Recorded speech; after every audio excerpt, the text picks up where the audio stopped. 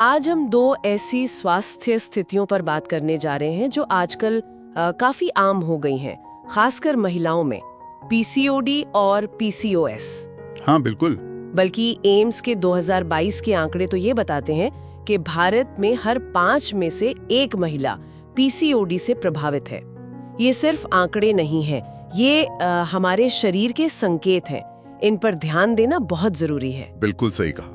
और आज हमारा मकसद भी यही है कि विशेषज्ञों जैसे डॉक्टर अंजलि कुमार, डॉक्टर तन्या और एम्स, WHO, मेयो क्लिनिक जैसे संस्थानों की जो जानकारी है और असल जिंदगी के तजुर्बों से इन संकेतों को बेहतर समझे। हाँ। कि भाई ये स्थितियां क्या हैं, क्यों होती हैं और सबसे जरूरी इन्हें कैसे संभाला जा सकता है। बिल्कुल। तो चलिए सबसे पहले यही समझते हैं, पीसीओडी और पीसीओएस सुनने में तो काफी एक जैसे लगते हैं, पर इनमें असल फर्क क्या है? ये समझना बहुत जरूरी है। देखिए, पीसीओडी यानी पॉलीसिस्टिक ओवेरियन डिजीज वो मुख्य रूप से अंडाशय से जुड़ी एक हार्मोनल गड़बड़ी है। अच्छा, इसमें होता ये है कि अंडाशय अपरिपक्व अंडे छोड़ते हैं जो बाद में सिस्ट बन जाते हैं। ये ज्यादातर जीवन शैली मतलब लाइफस्टाइल से जुड़ी होती है और आमतौर पर पीसीओएस से कम गंभीर मानी जाती है। ओके, तो पीसीओडी ज्यादातर अंडाशय तक ही सीमित है। फिर पीसीओएस वो कैसे अलग है? हाँ, तो पीसीओएस यानी पॉलीसिस्टिक ओवरी सिंड्रोम वो सिर्फ अंडाशय की बात नहीं है। जैसा नाम में है सिंड्रोम, इसका मतलब है कि इसका असर पूरे मेटाबॉलिज्म पर पड़ता है। पूरे मेटाबॉलिज्म पर? जी, ये इंसुलिन प्रतिरोध से जुड़ा है, जिसकी वजह से वजन बढ़ना, पीरियड्स का बहुत अनियमित हो जाना, त्वचा और बालों की समस्याएं और यहाँ तक कि गर्भधारण में भी मुश्किलें आ सकती हैं। ओह। जैसा डॉक्टर तन्या नरेंद्र कहती भी हैं कि पीसीओएस एक सिंड्रोम है। ये शरीर, त्वचा, बाल, पीरियड्स और मूड मतलब सब पर असर डालता है। यानी पीसीओएस का दायरा काफी बड़ा है। तो अगर किसी को समझना हो तो मोटे तौर पर क्या अंतर याद रखें? हाँ, देखिए, कुछ मुख्य बातें हैं। पीसीओडी ज्यादा आम है, मतलब ज्यादा महिलाओं में मिलता है। पीसीओएस थोड़ा कम आम है लेकिन ज्यादा गंभीर है। अच्छा। पीसीओडी में पीरियड्स देर से आ सकते हैं, लेकिन पीसीओएस में तो अक्सर महीनों तक गायब ही रहते हैं। वजन बढ़ने की समस्या पीसीओएस में ज्यादा दिखती है और उसे कम करना भी मुश्किल होता है। हाँ, ये तो सुना है। पीसीओडी में गर्भधारण फिर भी आसान होता है सापेक्षिक रूप से। पीसीओएस में ये एक बड़ी चुनौती बन सकता है। और हाँ, पीसीओडी अक्सर खानपान और लाइफस्टाइल सुधारने से ही काफी हद तक काबू में आ जाता है, जबकि पीसीओएस के लिए थोड़ी लंबी और गहरी देखभाल चाहिए होती है। ये अंतर तो अब काफी साफ है, लेकिन इसके पीछे क्या चल रहा है? मतलब शरीर में ऐसा क्या होता है जिससे ये प्रॉब्लम होती है? असल में एम्स की डॉक्टर ऋचा शर्मा के मुताबिक इसकी जड़ में अक्सर इंसुलिन प्रतिरोध और एंड्रोजन यानी मेल हार्मोन्स का असंतुलन होता है। इंसुलिन प्रतिरोध, आसान शब्दों में रूपी चाबी काम न कर रही हो। अच्छा।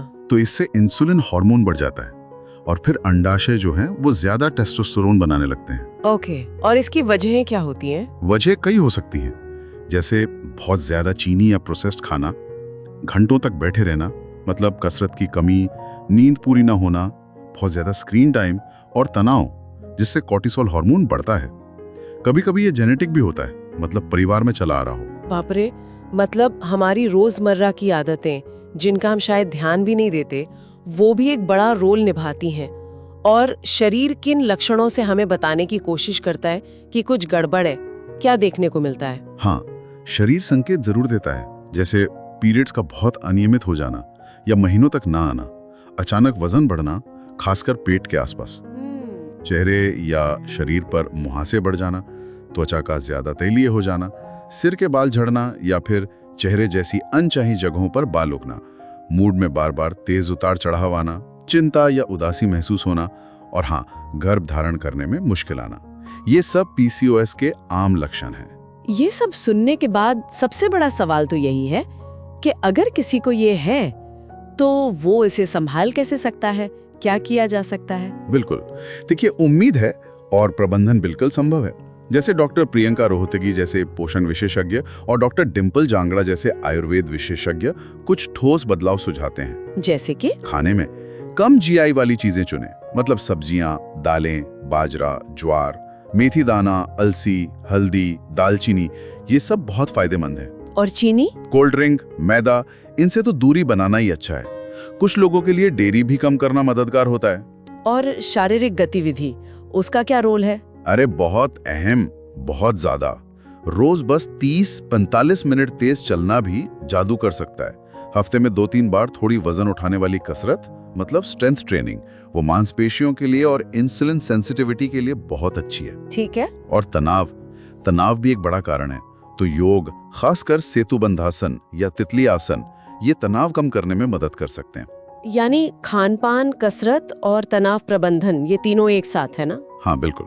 और साथ ही हार्मोन संतुलन के लिए अच्छी नींद बहुत जरूरी। कोशिश करें रात 11 बजे तक सो जाएं और सोने से कम घंटे भर पहले फोन या स्क्रीन बंद कर दें। हाँ, ये मुश्किल है पर जरूरी है तो। और रोज बस 10 मिनट गहरी सांसें लेना या ध्यान करना भी कोर्टिसोल को शांत करने में मदद करता है। आजकल ऐप भी हैं जैसे फ्लो या क्लू, उनसे अपना साइकिल ट्रैक करना, उससे भी पैटर्न समझने में मदद मिलती है। और ये बदलाव वाकई काम करते हैं। लेकिन ये जानना भी उतना ही जरूरी है कि डॉक्टर से कब मिलना है, मतलब कब मामला गंभीर हो सकता है। हाँ, ये जरूर बताएं। अगर पीरियड्स 3 महीने से ज्यादा बंद रहें या सेहतमंद आदतों के बावजूद वजन तेजी से बढ़ रहा हो या बाल बहुत ज्यादा झड़ रहे हो, गंजेपन के पैच दिखने लगे, गर्भाधारण की कोशिश कर रहे हैं और सफलता नहीं मिल रही है, या फिर ज्यादातर समय आप मानसिक रूप से उदास या बहुत चिंतित महसूस कर रहे हैं, तो फिर डॉक्टर से सलाह लेना बहुत बहुत जरूरी है। बिल्कुल, देरी नहीं करनी चाहिए। तो आखिर में एक जरूरी बात जो शायद हम सबको याद रखनी चाहिए कि पीसीओडी या पीसीओएस कोई सजा नहीं है। ये बस आपके शरीर का तरीका है ये बताने का कि उसे आपके ध्यान की जरूरत है। बिल्कुल सही कहा। सब कुछ नियंत्रण में आ सकता है, बस जरूरत है अपने हार्मोन, भोजन और मन, इनसे दोस्ती करने की।